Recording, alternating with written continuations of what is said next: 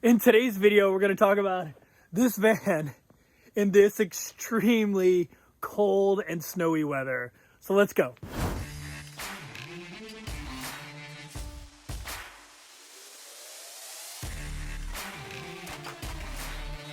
What is going on YouTube? I am here in Missouri.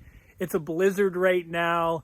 It's 0 degrees. It's been colder than that at night. So it's cold, it's snowy, and people want to know how my Winnebago Travato holds up. It's a National Park Edition. It's a 4-season rig. So I'm going to talk about my experience the last week and a half surviving in seriously cold and snowy weather. All right, let's head inside.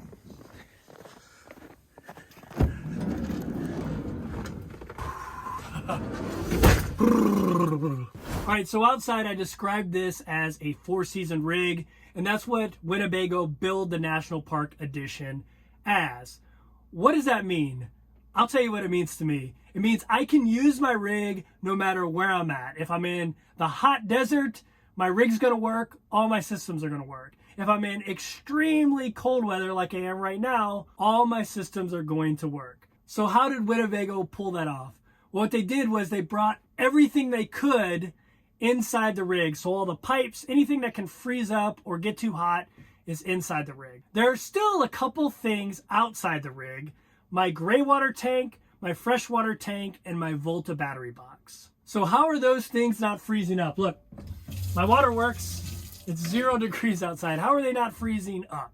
Well, that's because there are tank heaters on each one of my freshwater tanks, and there's a heater inside of the Volta system. Back here, I can switch on my tank heaters, so my gray and my freshwater tank and my black water tank are all heated by me pressing that button. It pulls electricity out of my Volta system. The Volta battery system has a heater inside of it as well, a heating pad, and that automatically comes on when the Volta system needs it. My Volta battery box has stayed somewhere between 50 and 60 degrees, even in this really cold weather. All right, so that's all fine and good, but if the inside of the rig falls below freezing, all this stuff dragged into the inside of the rig is going to freeze. So how do I keep the inside of the rig from freezing up in Arctic type weather like I'm in right now? Well, that's a really simple answer.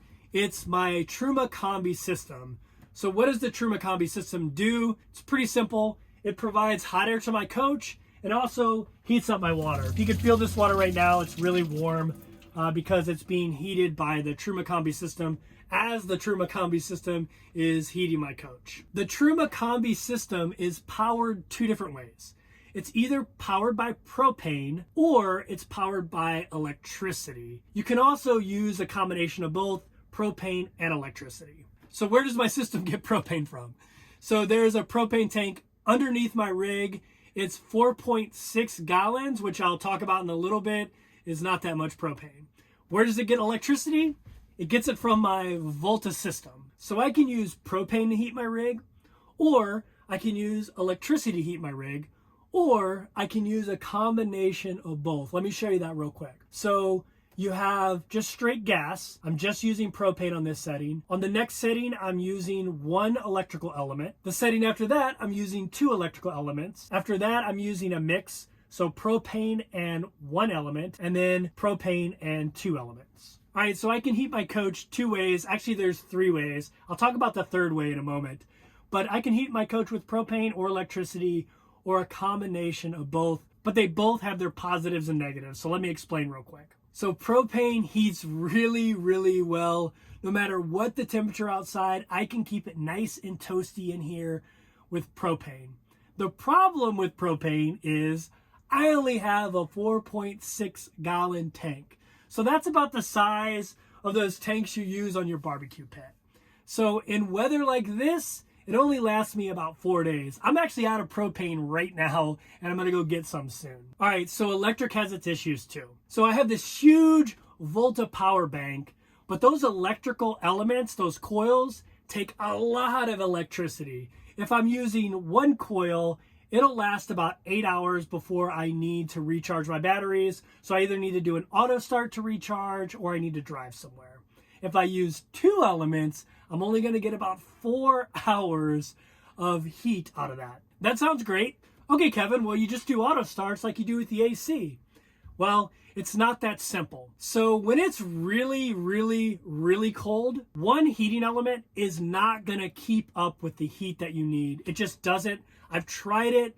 It does not keep my rig warm in super cold weather like right now, 0 degrees. If I was in like 35, 40 degrees, somewhere around there, one element would probably do the trick, but it does not do the trick in this kind of cold weather. What about two elements? Well, two elements drain the battery really quick, and just like one element, when it's really, really super, super cold, like in the negatives, it can't keep up. It cannot keep up with heating the rig. And so I'd say two elements would work around 20, 25 degrees, but at 0 and below 0, two elements just isn't enough to keep this rig warm.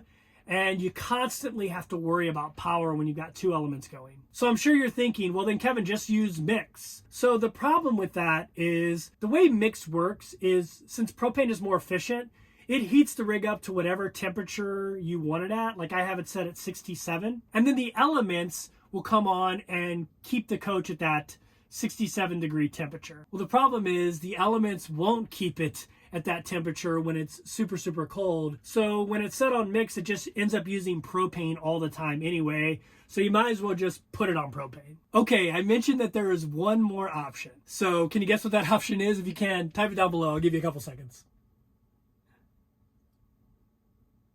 I know some of you are probably saying a Mr. Buddy heater or a plug-in electric heater or even an electric blanket.